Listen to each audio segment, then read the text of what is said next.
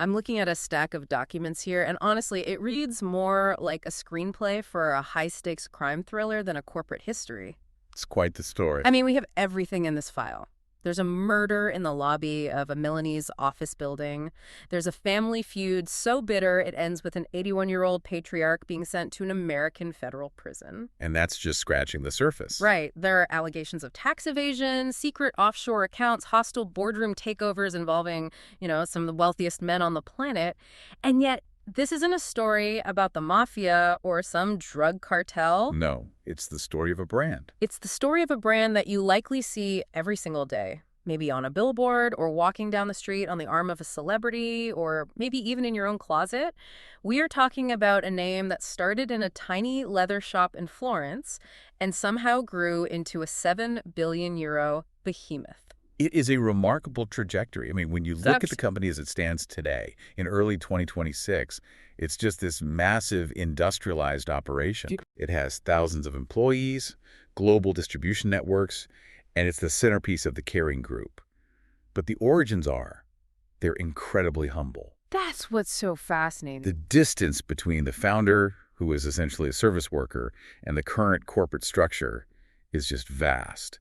It serves as a perfect case study for what they call the Italian economic miracle, showing how artisan craftsmanship was scaled up into a global heavy industry. That is exactly what we are going to unpack today. We're going to trace the biography of this brand from its absolute inception in 1921 all the way to this present moment, February 2026. It's a long and winding road. It is, and I want to be clear about our mission here. We aren't just going to list handbags and shoe releases. We're going to look at the business decisions, the design evolution, and, of course, the interpersonal conflicts that shaped this company. Because for a long, long time, the business history was completely indistinguishable from the family history. And that family history is tragic. It's a tragedy. It's really a history of consolidation. You see this transition from a patriarchal, family-run business, which has its own set of emotional and irrational drivers, to a modern, very cold corporate conglomerate. Right. The tension between those two models is really what defined the brand for the entire latter half of the 20th century. My role here is to stick to the facts of that transition, to analyze the strategic moves that allowed the brand to survive when the family itself, it self-destructed. So let's start the clock. We have to go back to the turn of the century, and not the one we just had, but the late 1800s. The founder, Guccio Gucci, was born in Florence in 1881. But the real story, begins when he leaves Italy. It starts in London. He goes there in 1897. He's a young man, and he gets a job at the Savoy Hotel. Now, for anyone who knows London history, the Savoy at that time wasn't just a hotel. Oh, not at all. It was the center of the universe for the European elite. It was the first luxury hotel in Britain to have electric lights, to have elevators. It attracted aristocracy, industrialists, artists, everyone who was anyone. And Guccio was working there as a bellhop and a dishwasher. So it's a very lowly position in terms of the hierarchy, but in terms of access, it was completely unparalleled. He was, for all intents and purposes, invisible to the guests. Which is the perfect position to be in. Exactly. It allowed him to observe them closely. He wasn't just carrying their bags. He was studying them. That's a fascinating concept, the idea of the invisible observer. He's hauling these massive steamer trunks, probably made of heavy, beautiful leather, up and down the stairs or into these newfangled elevators. He's seeing what the wealthy value. He's seeing the HG initials stamped on the luggage to signal status. He's seeing how they dress for travel versus how they dress for dinner. It was essentially an MBA in luxury consumer behavior acquired by carrying luggage. Precisely. He learned that for this specific demographic, luggage wasn't just a container for clothes. It was a signal. It was a badge of membership to a very exclusive social class. He noticed the materials, the fine English leather, the finishings, the family crests. And his education didn't stop there. No. After his time at the Savoy, he worked for the Compagnie des Wagons Lits, the European rail sleeper car company. And this just reinforced the lesson. Yeah. He saw the luxury lifestyle in constant motion. He understood that high-end goods were all about facilitating a specific way of living, one defined by leisure and mobility. So, armed with all this insight, he eventually returns to Florence. He works for a local luggage maker for a little while, a company called Frenzy, to really learn the technical side of the trade, how to actually cut and stitch the leather. Right, the craftsmanship. And then in 1921, he makes his move. He opens his first shop on Via della Vigna Nuova in Florence. And at this point, we need to be clear, it is not a global empire, it's a small shop. It was a classic azienda individuale, a sole proprietorship, very small scale. He sold imported leather luggage, trying to capitalize on that English style he'd seen in London, but he also employed local Florentine craftsmen to make his own goods. And Florence has this incredible history of leather working. Centuries old. The labor pool was exceptional. However, the business might have just stayed a small, local success story, if not for the geopolitical chaos of the 1930s. This is where the story gets tangled up with the darker side of 20th century history. We are in the era of Benito Mussolini. Fascism is on the rise in Italy. And in 1935, Italy invades Ethiopia. The League of Nations responds by imposing a severe trade embargo on Italy. Suddenly you can't import things. You can't import leather. You can't get the raw materials you need to run a leather business. This should have been the end of the company. I mean, if you are a leather goods manufacturer and you cannot get leather, you have no product. It's that simple. But it wasn't the end. No. This scarcity, this pressure, it forced Guccio and his sons to innovate. Necessity is the mother of invention. Since they couldn't get cowhide, they started looking around at what they could get. And what could they get? They began experimenting with, well, pretty much anything. Raffia, wicker, wood, linen, and jute. Things that were readily available. It's so ironic, isn't it?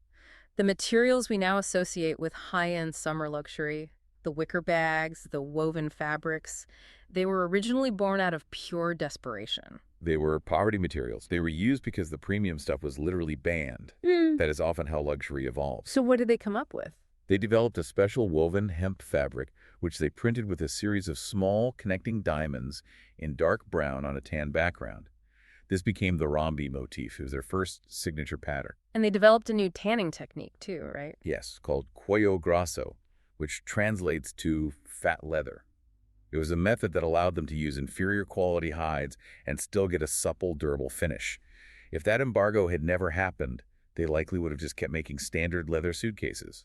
The constraints forced them to develop a unique aesthetic identity. The war years follow World War II, and obviously production has to shift to support the war effort. Right. They start making boots for the Italian infantry. But even then, the shortages continued to dictate the design for their civilian products. All the best leather was requisitioned for the military. So what did they use for the civilian market? A cotton canvas. But the problem is, how do you make a simple cotton bag feel expensive?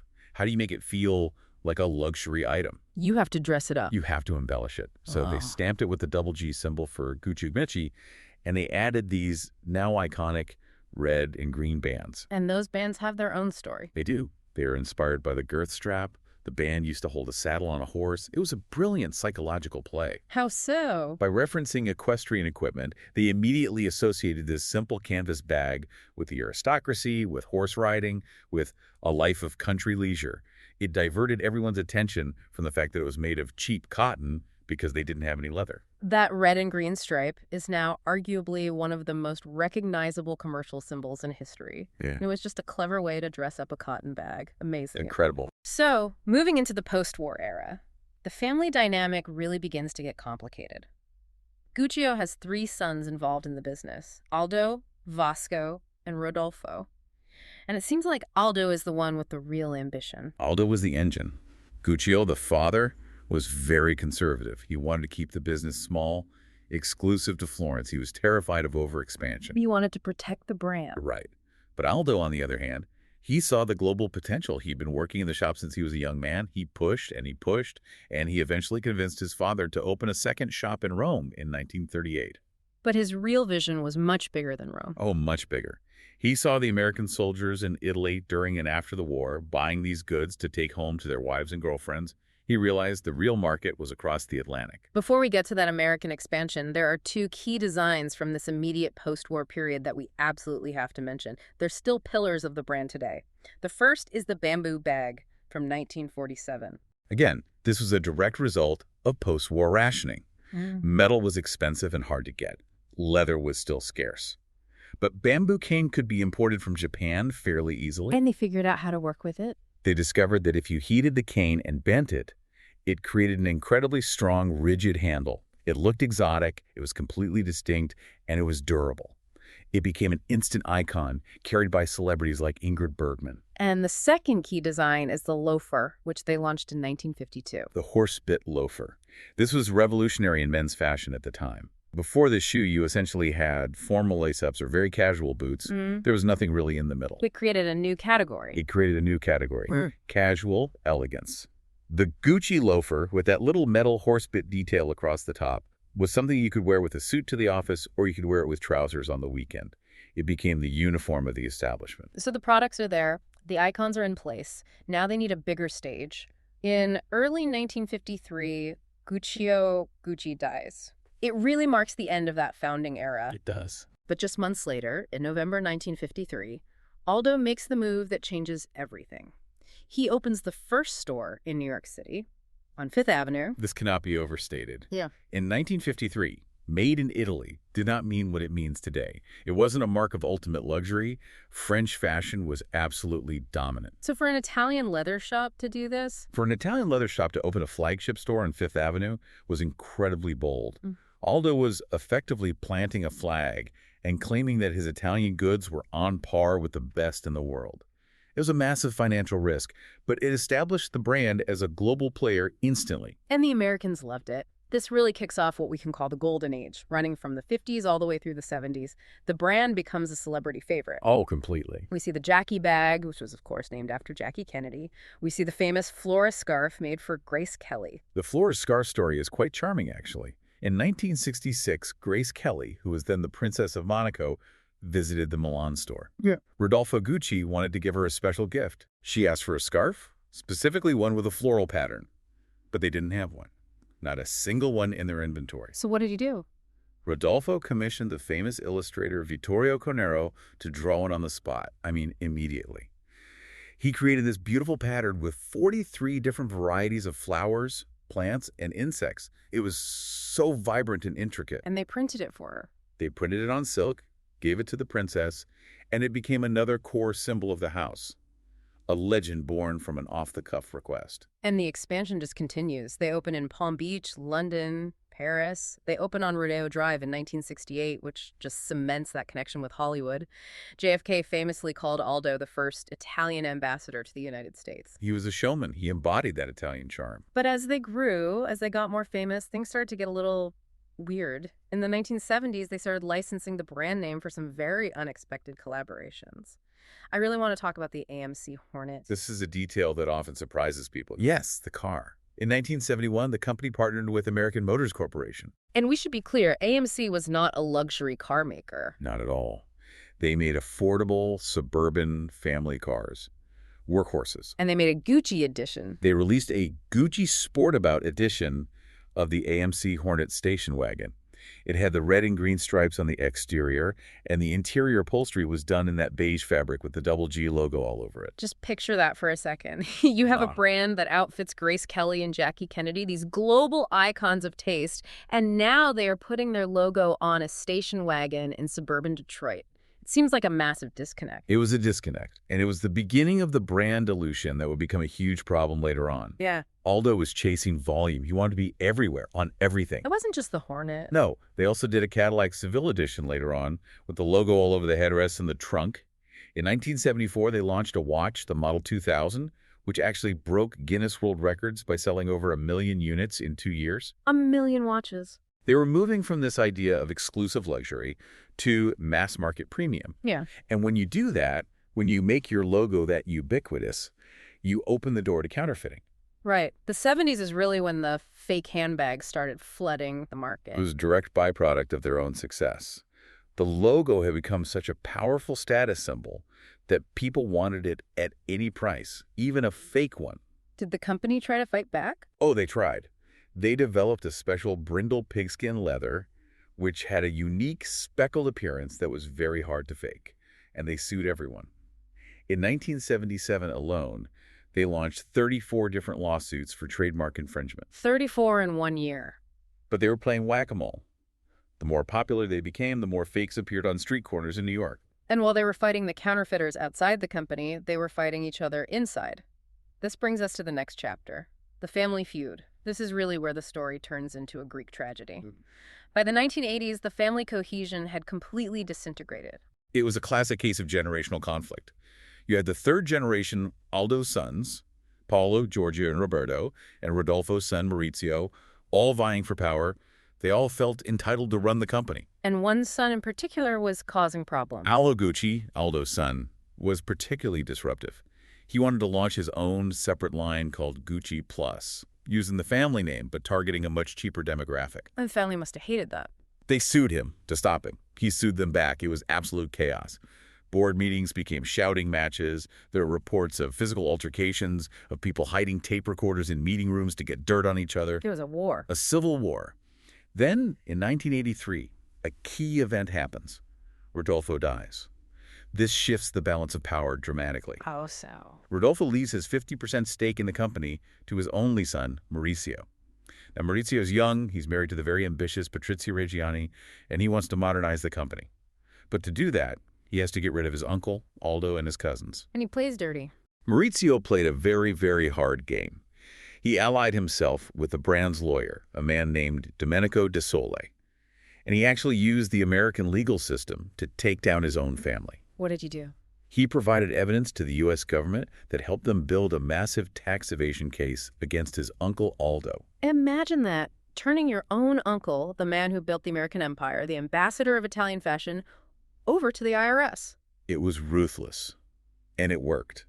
In 1986, Aldo Gucci, at the age of 81, was sentenced to a year and a day in prison for evading $7 million in taxes. Where did he serve his time? He served his time at a federal prison camp in Florida.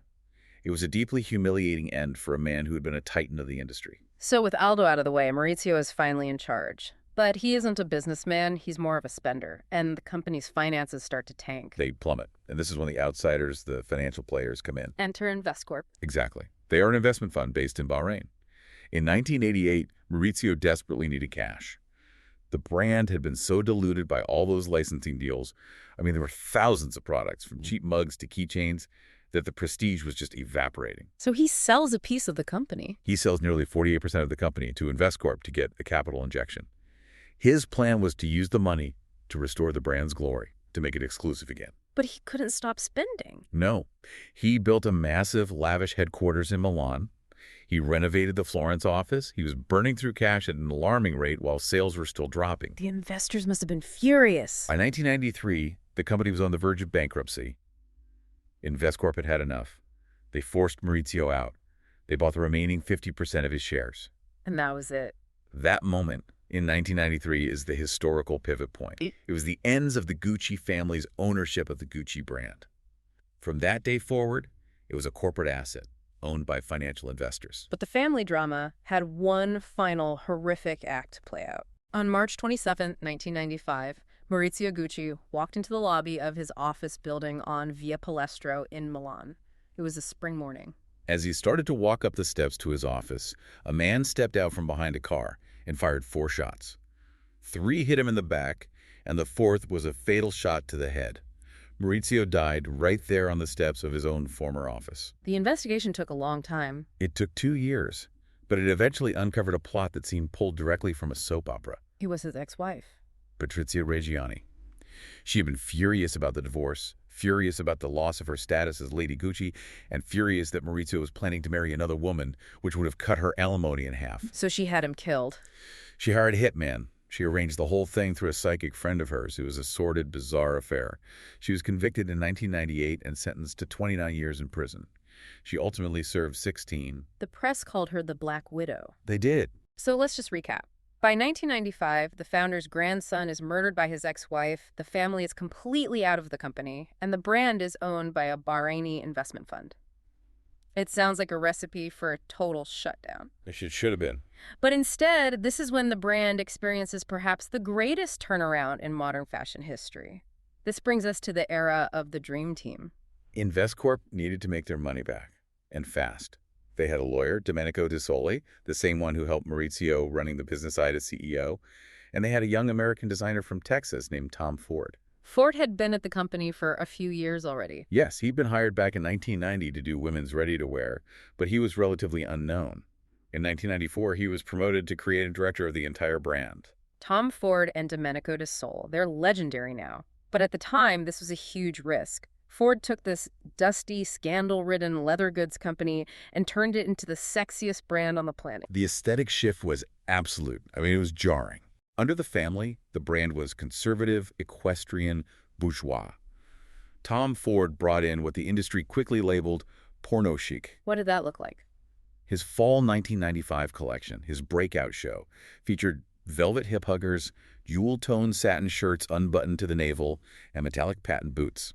It was sleek, it was modern, and it was aggressively sexual. The marketing was just as aggressive. The ad campaigns were notorious. Oh, they were.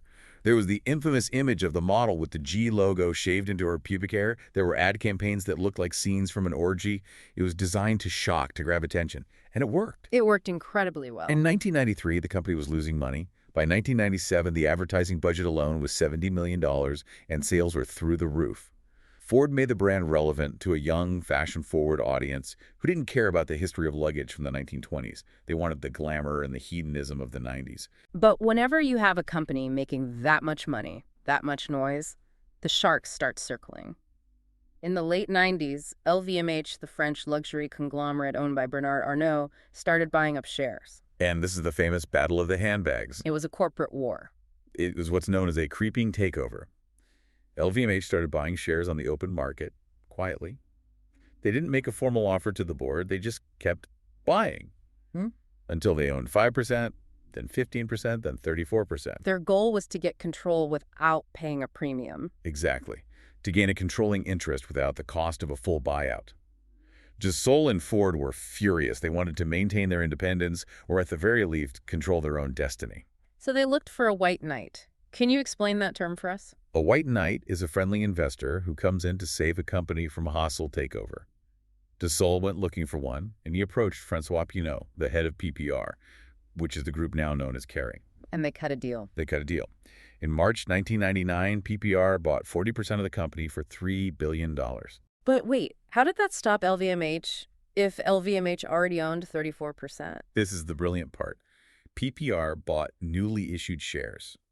By creating and issuing a massive amount of new stock just for PPR, they massively diluted LVMH's stake. LVMH's 34% stake suddenly became roughly 20% overnight. That's a clever financial maneuver. It was genius. LVMH sued, of course, but they ultimately lost in court.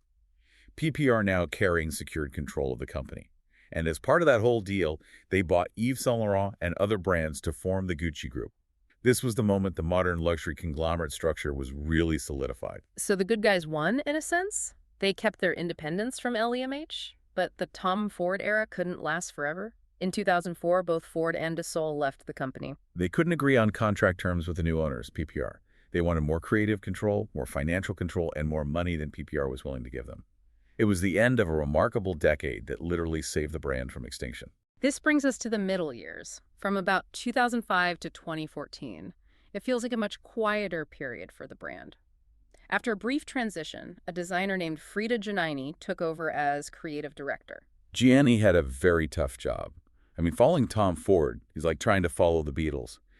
Her strategy was to move away from that overt, aggressive sexuality and move toward what she called sensual luxury. A softer approach. A much softer approach. And she also pivoted back to the archives. She revived the flora pattern in a big way. She redesigned the bamboo bag and the Jackie bag, calling them the new bamboo and the new Jackie. It was a move towards celebrating the brand's heritage. Yes, and towards stability. You have to remember, she was steering the ship during the 2008 global financial crisis. The CEO at the time, Patrizio Di Marco, was focused on keeping the cash flow steady. So what did that mean for the products? They introduced more mid-range products, more accessible items, to appeal to aspirational buyers who couldn't afford the high-end runway pieces, but still wanted the logo.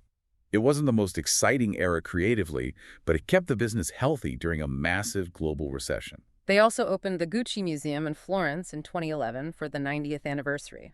That seems significant, formally acknowledging that the brand was now a historical entity. It was about cementing the brand's value. By treating vintage bags as museum pieces, they reinforced the idea that buying a new bag today is an investment for the future. They even partnered with Christie's auction house to appraise and certify vintage items. It was a very smart way to elevate the brand equity. But by 2014, that sensual, heritage-focused look was getting a little stale. Sales were flat. The brand needed another revolution, and boy, did they get one. They did. This is the Renaissance. Section 6. In late 2014, Marco Bizzarri was appointed CEO, and he did something very brave. Instead of hiring a famous star designer from another house, he looked inside. He found Alessandro Michele, a man who had been working in the accessories department for 12 years, and he made him creative director. The first show in early 2015 was a complete shock. I remember seeing the photos. It looked like a totally different brand. It was the geek chic revolution. Gone were the sexy, sleek lines of Tom Ford and the polished classics of Frida Giannini. In came grandmother's glasses, pussy bow blouses, vintage floral prints, clashing patterns. A maximalist more is more aesthetic. It was eccentric? It was eccentric, it was gender fluid, and it caught fire. Why? Why did it resonate so much? It resonated perfectly with the new Instagram generation. Every outfit was a visual feast, perfect for a photo. Revenue nearly doubled in the first few years of Michelle's tenure. They literally couldn't make the double G belts fast enough. They were sold out everywhere. And they expanded the whole universe of the brand, too. Oh, completely. They launched a home decor line in 2017. You could buy Gucci pillows, chairs, wallpaper. They opened the Gucci Worcester bookstore in New York. They launched high jewelry. They even opened these high-end call centers called Gucci 9 to give elite service to their top clients globally. They also invested heavily in the back end, the art lab. Yes. In 2018, they opened the art lab outside Florence. It's a 37,000 square meter facility dedicated entirely to experimenting with new techniques for leather and footwear. It showed that despite the whimsical, almost crazy designs, they were deadly serious about industrial innovation. However, when you grow that fast and become that big, you make mistakes. There were some pretty significant controversies in this era. There were major cultural missteps. In 2019, they released a sweater, a black balaclava knit that covered the lower face and had big red lips around a cutout for the mouth. I remember this. It looked undeniably like blackface imagery. The backlash was immediate and severe. They pulled the item and apologized profusely. They subsequently launched the Gucci Changemakers program to fund diversity scholarships, but the damage was done. There was also the turban issue that same year. Yes. They sold a blue turban for $800 at Nordstrom. The Sikh community pointed out, quite rightly, that the turban is a sacred religious article, not a fashion accessory to be sold for profit by a luxury brand. It reinforced the criticism that the brand was appropriating cultures without understanding them. Yeah, and on the business side of things, the tax man came back. History repeats itself. In 2019, the parent company, Kering, agreed to pay 1.25 billion euros to the Italian authorities to settle claims of unpaid taxes between 2011 and 2017. 1.25 billion. It was the largest tax settlement in Italian corporate history. They had been booking revenue in a more favorable tax jurisdiction in Switzerland that should have been taxed in Italy. So high highs and very low lows. By 2022, the geek chic look was everywhere, but sales started to slow down. It felt like people were getting tired of the maximalism. Fashion is cyclical. The novelty wore off. Competitors like Louis Vuitton and Hermes were continuing to grow at a fast pace, but this brand was stalling. The board decided a change was needed. Alessandro Michele left the company in November 2022. And that brings us to the modern era. The last 3 years have been, well, pretty turbulent. Let's walk through 2023 to where we are now in early 2026. It has been a period of instability, for sure. In January 2023, they hired a new creative director, Sabato De Sarno. His mandate was to clean up the look, to make it more classic. And what was his vision? He introduced a concept called Gucci Ancora, which means Gucci again. It was very minimal, very pragmatic, and focused on a specific deep red color he called Rosso Ancora. It was basically the anti-Michele look. Exactly. But it didn't land. The market found it too safe, maybe even a little boring. It lacked the heat and the excitement. Sales continued to slump through 2023 and 2024. What were the numbers like? The 2024 full-year revenue was 7.65 billion euros, which was a disappointment compared to the highs of the previous era. So the board acted very quickly. De Sarno left in February 2025 after just 2 years. And that leads us to the current leadership team as of today. Right. We are now seeing the new guard. In October 2024, Stefano Cantino was appointed CEO. And in March 2025, so just about a year ago now, Demna was named creative director. Demna is a huge name. He founded the cult brand Vatements and was the creative director of Balenciaga for years. He's known for being provocative, deconstructive, a bit darker. It's a high-risk, high-reward hire. Kering is clearly hoping he can bring back the kind of cultural relevance and buzz that Tom Ford had. We are only a year into his tenure, so the jury's still out on the financial results, but the buzz is certainly back. However, the company is facing some very serious headwinds right now, outside of just sales figures. We have to talk about the PETA lawsuit that was filed in 2025. This is a major reputational crisis for them.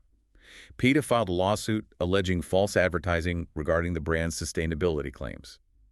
But the details of the complaint they're gruesome. What are they alleging? They released undercover footage from python farms in Thailand that are alleged to supply the brand. The footage purportedly shows snakes being killed by being bludgeoned with hammers or, in some cases, inflated with water while still conscious to stretch the skin. That's horrific. It is. And for a brand that has spent millions marketing itself as progressive and sustainable, these allegations are incredibly damaging. It highlights the grim reality that often sits behind the luxury supply chain. And if that wasn't enough, they just got hit with a massive fine from the European Union. Yes, in October 2025, the European Commission fined the brand 119.7 million euros. The charge was anti-competitive behavior. Price fixing. Essentially, yes. The investigation found that they had conspired with other fashion houses, specifically Chloe and Lowe, to fix prices on certain categories of leather goods. Basically, they were all agreeing not to undercut each other, which keeps prices artificially high for the consumer. It's a reminder that at this level, it's a ruthless, hard-edged business. So looking back at this entire century-long arc, it's just incredible. We started with a bellhop carrying bags at the Savoy Hotel in London. We went through war shortages, a family completely destroying itself, a murder plot, a sexual revolution in fashion, a maximalist explosion. Yeah. And now we're in this new era of corporate consolidation and massive legal battles. It's the ultimate survival story. What strikes me when you look at it all is that the entity itself, the brand name, is stronger than any of the people involved. That's a great point. The family is long gone, the designers come and go, CEOs are hired and fired. But the brand reigns. It has acquired a life of its own. It seems that the connection to Florence, that made in Italy stamp, and that initial core vision of Guccio Gucci has enough gravity to survive almost anything, even mismanagement, murder, and scandal. That is the power of a true heritage brand. Oh. Once it becomes part of the culture, it is very, very hard to kill. It might have bad years, it might have bad decades, but as long as that double G logo signifies luxury to the consumer, it will find a way to reinvent itself again and again. We will have to wait and see if Demna's new vision can steer them out of their current slump. It is certainly never boring. Never. Thanks for listening.